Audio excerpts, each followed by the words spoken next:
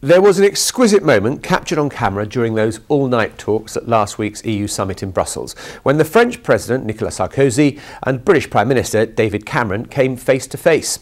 David Cameron, with his posh, semi-aristocratic background, reaches out a hand, and Sarkozy totally blanks him. Not a smile, not a wink, not a nod, nothing.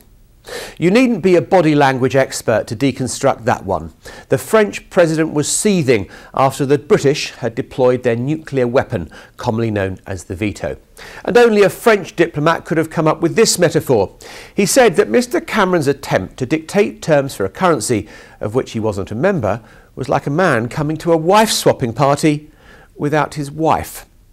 Relations between Britain and the rest of the European Union have always been difficult, and there have been some famous standoffs.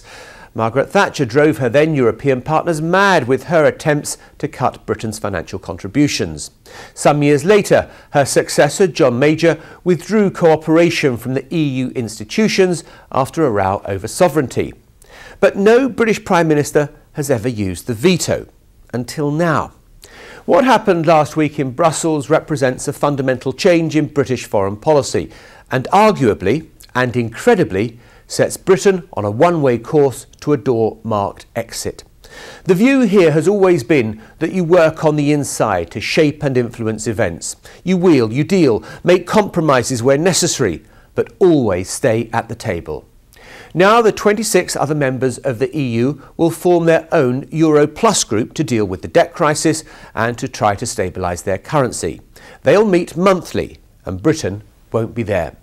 The one thing that has united every British Prime Minister since we joined in 1973 is the belief that our national interest is best served by being part of Europe. And David Cameron still believes that.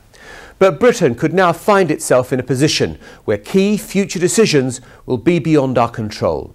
Those politicians who've long been demanding a referendum on whether Britain should leave the EU altogether believe last week's seismic events have brought that vote a massive step closer.